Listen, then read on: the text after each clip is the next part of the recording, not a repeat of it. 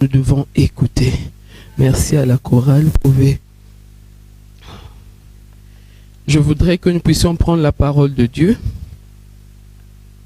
C'est un message très pertinent ce matin.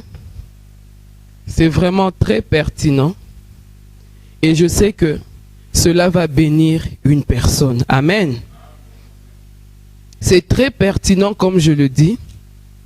Mais le Seigneur voudrait faire quelque chose de nouveau avec une personne. Alléluia. J'ai ouvert ma Bible dans le livre de Jean, chapitre 11, le verset 40. Je voudrais que quelqu'un puisse se lever avec moi et nous allons lire le verset 40. S'il vous plaît, nous allons honorer la parole de Dieu. Jean 11, verset 40. 1, 2, 3. Jésus lui dit, ne t'ai-je pas dit que si tu crois, tu verras la gloire de Dieu. Alléluia. Alléluia. Le livre de Jean, chapitre 11, au verset 40. La Bible nous dit ceci. 1, 2, 3. Jésus lui dit, ne t'ai-je pas dit que si tu crois, tu verras la gloire de Dieu. Alléluia. Amen. Aujourd'hui, je veux poser une question à quelqu'un. Ne t'ai-je pas dit? Ne t'ai-je pas dit? Alléluia. Ne t'ai-je pas dit? Amen. Ne t'ai-je pas dit? Amen. C'est ça le thème du message de ce jour. Yes, Alléluia. yes. Ne t'ai-je pas dit? Parce que la Bible a commencé en disant, Jésus lui dit. Alléluia. Amen. Jésus a dit. Jésus a dit au pasteur Roch. Amen. Jésus a dit à ma soeur, à ma fille Priscilla. Jésus a dit à pasteur Béni. Ne t'ai-je pas dit? Amen. Ça s'arrête là. Ne t'ai-je pas dit? Alléluia. Yes. Nous pouvons nous asseoir, nous allons prier pour la parole. Père de gloire, nous te disons merci. Cher Saint-Esprit, nous t'invitons. Nous voulons que toi seul puisses nous parler. Que l'homme puisse disparaître. Que toi seul puisses nous impacter aujourd'hui. Je ne suis qu'un instrument par lequel tu vas passer. Que la gloire de Dieu va passer. Que le mot que Dieu a mis dans son cœur, qu'il voudrait que je puisse déverser en ces lieux, ce sont ces mots qui vont sortir. Que l'homme se taise et que l'Esprit puisse parler. Dans le nom de Jésus-Christ, nous avons ainsi parlé, nous avons ainsi prié. Amen. Amen. Pendant que je préparais cette réunion de ce matin, le Seigneur m'avait moi-même bousculé. Alléluia. Amen. Parce que la question, c'est ne t'ai-je pas dit? Et ce n'est pas une personne qui pose la question à une autre personne. Mais ici, c'est Jésus-Christ qui dit, ne t'ai-je pas dit? C'est la question. Plusieurs fois, le Seigneur nous parle. Mais je ne sais pas là où on met nos oreilles. Plusieurs fois, on a jeûné et prié pendant 21 jours. Pendant que nous passons le temps dans la prière, le Seigneur nous parle. Mais dès qu'on sort de cette période-là, on oublie que le Seigneur avait parlé. Alléluia. Et cela arrive à vous et à moi. Parce que nous sommes la créature de Dieu. Parce que quand le Seigneur nous parle, il nous dit ce qui est la vie. Parce que Dieu dit un mot et la chose arrive. Dieu envoie sa parole à une personne. Cette parole-là ne rentre jamais au Seigneur sans avoir accompli les desseins pour lesquels le Seigneur a parlé. Alléluia. Amen. Mais Dieu nous a parlé. Et nous continuons toujours à revenir. Peut-être avec la même requête. On revient devant le Seigneur. Seigneur, qu'est-ce que tu dis? Mais je t'avais déjà dit. Alléluia. Amen. Je t'avais déjà dit. Et moi, quand je n'avais pas d'enfant, j'étais marié, je n'avais pas d'enfant, je ne concevais pas. Alors, vu mon âge, je disais que j'étais déjà âgé. Et ne pas avoir des enfants dans une famille africaine, la belle famille commence déjà à te regarder. Alléluia. Et surtout que mon mari, il avait un bon poste, il avait un bon revenu. Et moi aussi, je travaillais à à l'université à Osaka, j'avais aussi mes revenus. Donc nous deux, nous étions forts financièrement. Mais moi, je n'avais pas d'enfant. Alors, je servais déjà le Seigneur, parce que je me suis marié en 2006. Je servais déjà le Seigneur à l'époque, mais on n'avait pas d'enfant. J'avais prié, j'ai reprié, au point que j'avais même abandonné de prier pour moi. Je commençais à prier pour les autres. Parce que en 2005, j'étais à côté de l'ordinateur, j'étais à côté d'un ordinateur, et le Seigneur m'a dit, tu vas commencer à prier pour les femmes qui ont des problèmes pour accoucher, et elles auront des enfants. Amen. Ça, c'est en 2005. Moi, je me marie en 2006. En 2006, 2007, 2008, 2009, je ne faisais que venir chez le Seigneur. Seigneur, et mes enfants, ne t'ai-je pas dit? Alléluia. Amen. Ne t'ai-je pas dit? Je suis en train de partager mon témoignage. Parce que cela va impacter une personne. Alléluia. Amen. Ne t'ai-je pas dit? Ne t'ai-je pas dit? Combien de fois le Seigneur t'a parlé? Et tu reviens parce que tu n'as pas de foi. Parce que tu crois que cette fois-là, le Seigneur ne t'avait pas entendu. Peut-être si tu pries à haute voix, il va t'entendre. Peut-être si tu tombes, tu te mets, comme les femmes le disent, tolonacé. Alléluia. Tu as changé de position. Tu penses que c'est là que le Seigneur va agir. Mais le Seigneur agit quand toi tu commences à croire. La minute que toi tu as cru que Dieu va faire quelque chose, que tu n'as pas parlé à un homme, mais tu as parlé au Créateur du ciel et de la terre. En ce moment-là, le moment que tu crois, la chose s'est accomplie. Mais maintenant, il y a le temps de Dieu. Parce que la Bible nous dit que Dieu fait toutes choses bonnes en son temps. Il ne le fait pas parce que toi tu es en train de pleurer. Il ne le fait pas parce que toi tu as ce besoin-là. Parce que c'est urgent pour toi. Et que tu veux que Dieu aussi, il suive ça parce que toi tu penses que c'est urgent. Alléluia. Amen. Ce qui est urgent pour toi n'est pas urgent pour Dieu. Mais quand tu viens devant lui et que tu lui parles, Dieu entend. Et il te répond parce que la foi, c'est maintenant. Amen. Alléluia. Amen. Dès que tu as la foi, le Seigneur a déjà agi. Amen. Waouh, j'ai bien introduit. Hein? Alléluia. Et si nous allons dans les livres de Job, chapitre 33, au verset 14,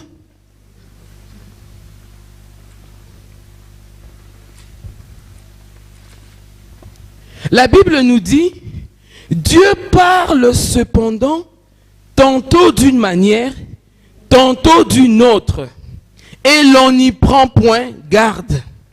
Il parle par des songes, par des visions nocturnes, quand les hommes sont livrés à un profond sommeil. Quand ils sont endormis sur leur couche, alors il leur donne des avertissements. Et met le sceau à ses instructions, afin de détourner l'homme du mal et de le préserver de l'orgueil, afin de garantir son âme de la fosse et sa vie du coup de glaive.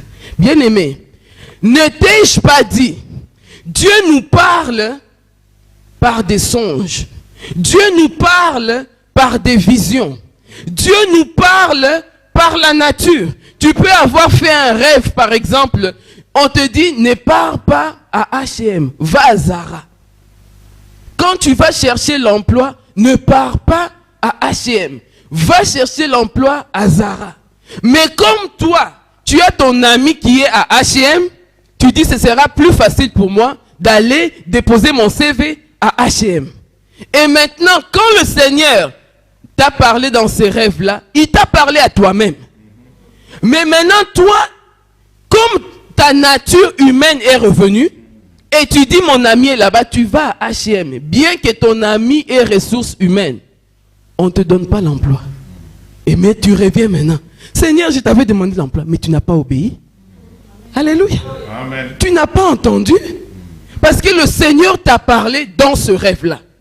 Il t'a dit là où tu dois partir. Et la personne à blâmer, c'est toi-même. Dieu nous parle par la nature. Tu as envie de sortir, par exemple, et tu sens que ton cœur est fatigué. Tu sens un désagrément, bien-aimé. Tu t'efforces quand même de partir voir Maman Jackie. Et tu arrives là-bas, elle n'est pas là. Et puis tu te dis quoi? Ah, mais mon corps, j'étais fatigué, mais moi-même j'ai insisté et je suis arrivé là-bas. Alléluia. Mais Dieu t'a parlé par la lourdeur que tu as eue. C'est la nature. Alléluia. Amen. Dieu nous parle. Il nous parle lui-même. Alléluia. Et nous allons commencer. Je vais parler juste de 3 choses aujourd'hui. Dieu nous parle par des hommes. Alléluia. Des hommes que nous connaissons. Ça, c'est le premier point. Nous allons lire l'histoire de Ruth et Naomi. On va prendre Ruth, le livre de Ruth. Est-ce que quelqu'un peut m'aider?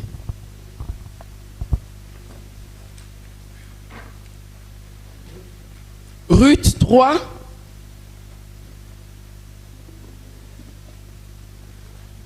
Ruth 3.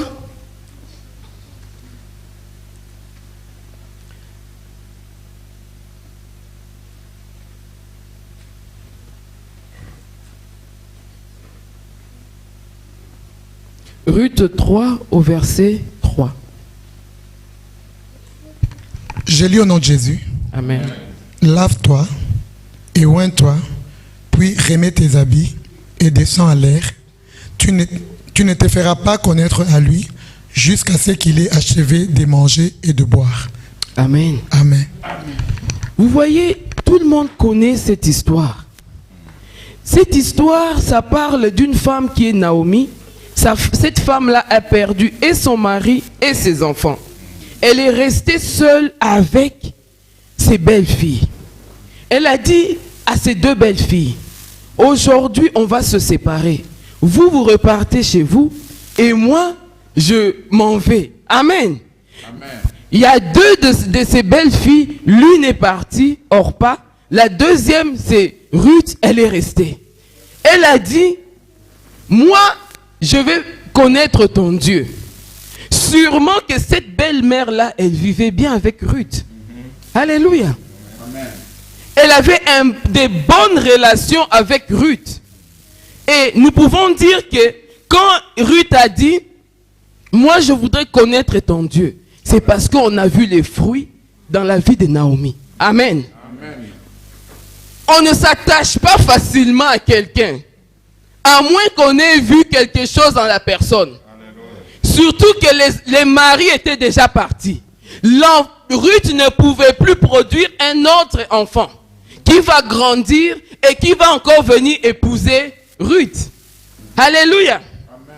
Mais le comportement de cette femme-là, le comportement, la vie de Dieu en Ruth, en Naomi plutôt, a dit à Ruth, non, moi je vais rester avec cette femme. Parce que je crois que cette femme qui craint le Dieu d'Israël, cette femme qui nous parlait pendant que nous étions dans le mariage, elle nous parlait toujours peut-être de Jésus. On a vu les fruits de Dieu en elle.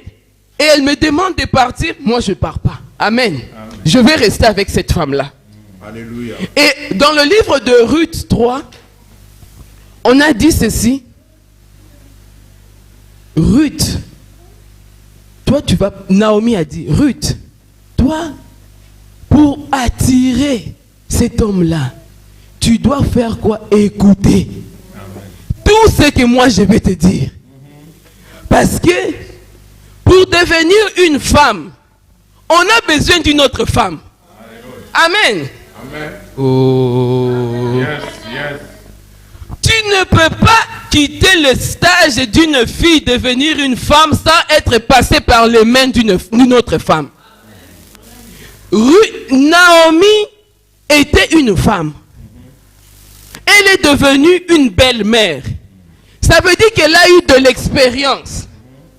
Et tout ce qu'elle a toujours dit à Ruth, sa belle-fille, ça arrivait toujours. Et là, elle a commencé à donner un conseil. Ma fille, moi, je ne peux pas te produire un autre homme. Mais il y a déjà un autre Boaz qui est déjà disposé.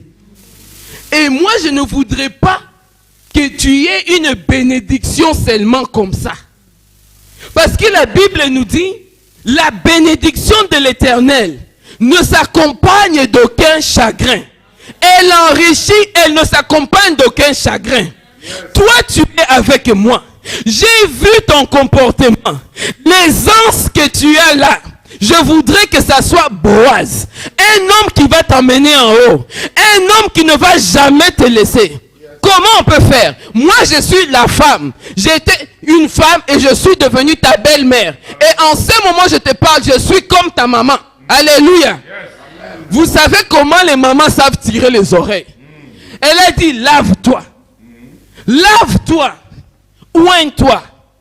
Ne te fais pas découvrir. Alléluia. Ruth n'a pas épousé Boaz. Amen. Alléluia. C'est parce qu'elle a fait quoi? Elle a écouté. Amen. Quand on prêche, bien aimé, les enfants, ceux qui sont sages, ils doivent écouter. Alléluia. Parce que ce que tu écoutes, même si tu oublies 40%, mais l'essentiel que tu as écouté qui est entré dans ton cœur, c'est ça le message pour toi aujourd'hui. Yes.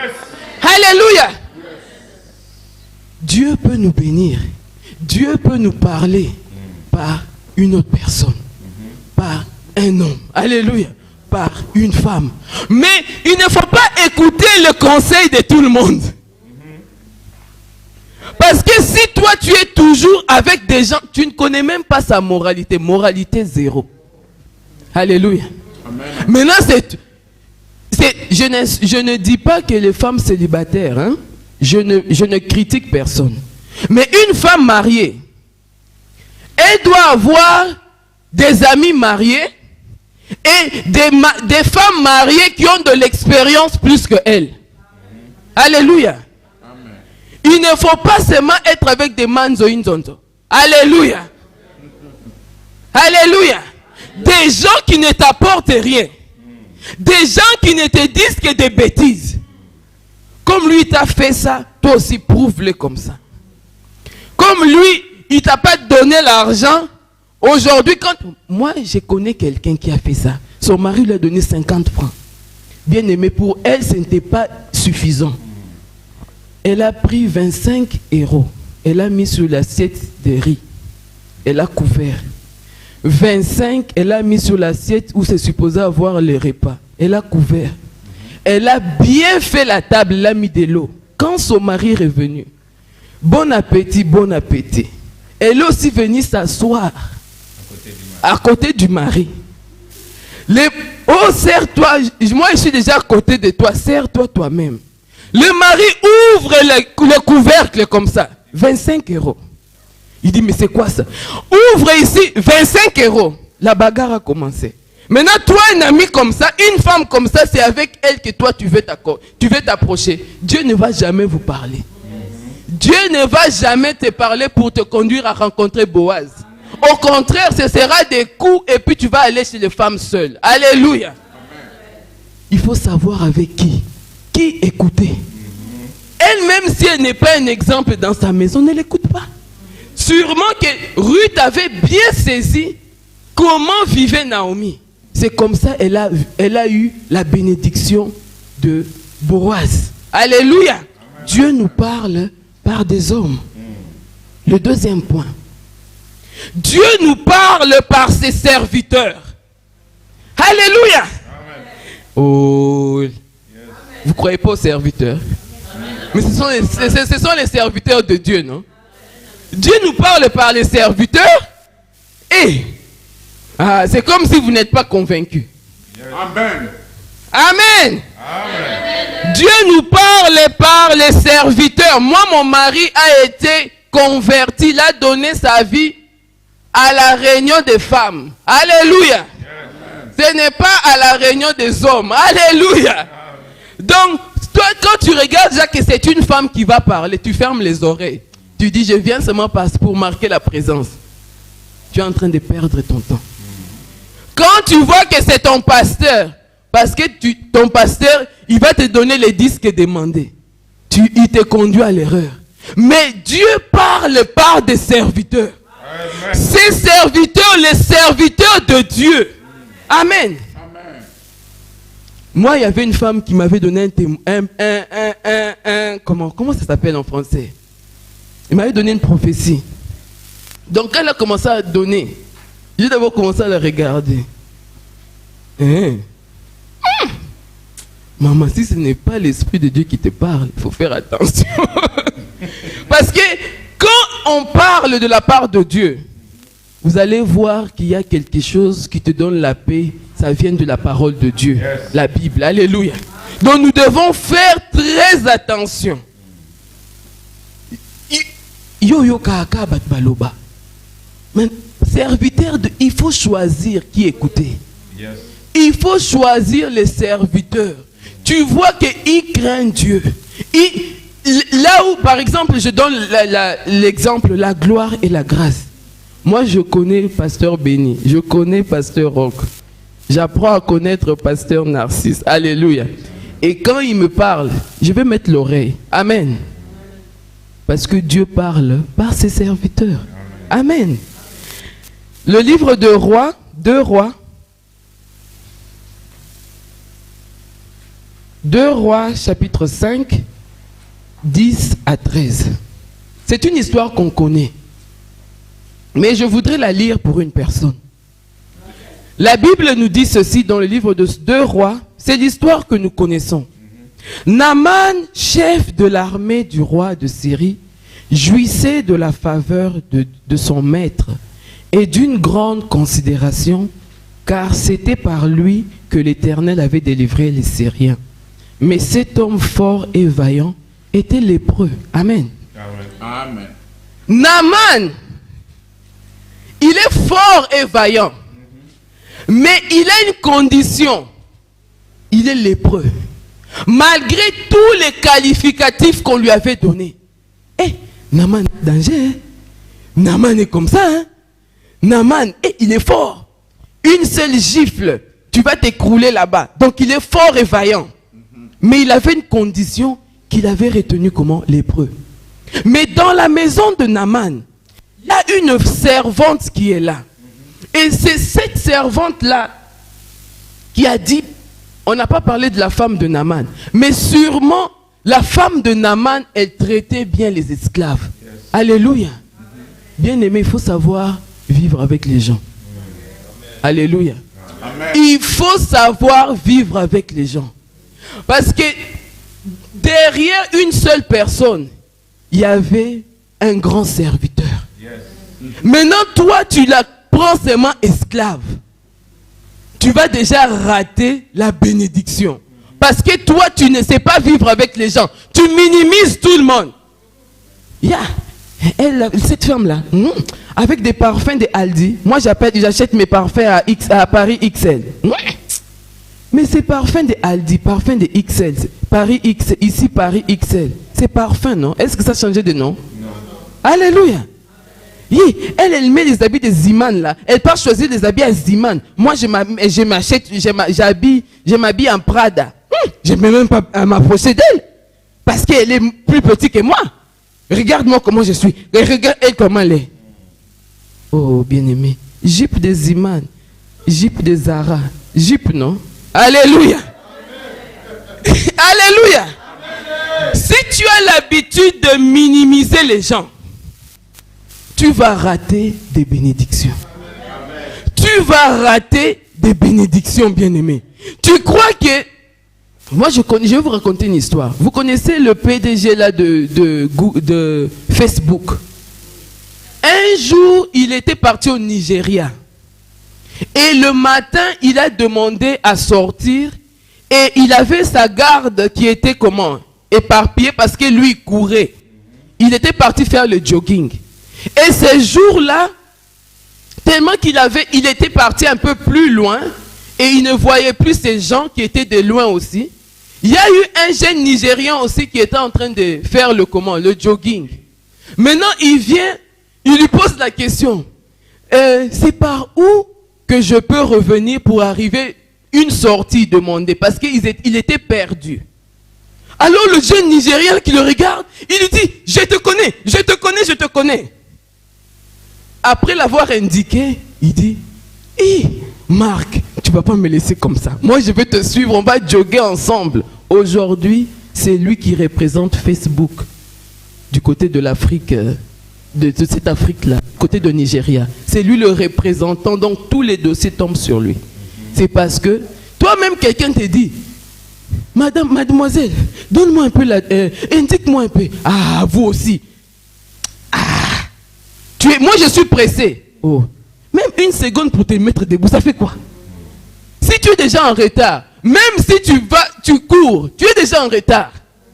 Moi, ce que je fais quand je suis en retard, je fais toute ma routine comme je fais toujours. Parce que je suis déjà en retard. Alléluia. Amen. Mais toi maintenant, même si quelqu'un te dit, arrête-toi, arrête-toi, arrête-toi, tu n'as pas le temps pour personne.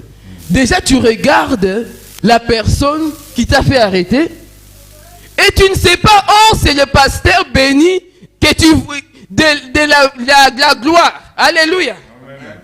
Un jour, tu auras besoin que ta main puisse te toucher. Alléluia. Amen. Tu la regardes seulement. Ah, moi, je suis pressé. Les mamans de Courtrai aussi, hein. C'est comme si elles ne connaissent pas parler néerlandais. Mais or, un jour, on t'emmène ici, tu la vois en train de prêcher ici. Tu as raté quelque chose. Alléluia. Amen. Et ça, je vais fermer la parenthèse. Et Naaman maintenant, regardez un peu ce que le serviteur de Dieu a dit. Au verset 8. Lorsque Élisée, homme de Dieu, apprit que le roi d'Israël avait déchiré ses vêtements, il envoya dire au roi, pourquoi as-tu déchiré tes vêtements? Laisse-le venir à moi et il saura qu'il y a un prophète en Israël. Alléluia. Amen. Il saura qu'il y a un prophète en Israël. Et Naaman est arrivé. Maintenant, regarde maintenant la folie de Naaman. Naaman vint avec ses chevaux et son char et il s'arrêta à la porte de la maison d'Élisée. Élisée lui fit dire par un messager. Donc en lingala on dit Atindeli Maloba. Alléluia. On a décrit Naaman comme quelqu'un qui est fort. Il n'est pas fort en Israël.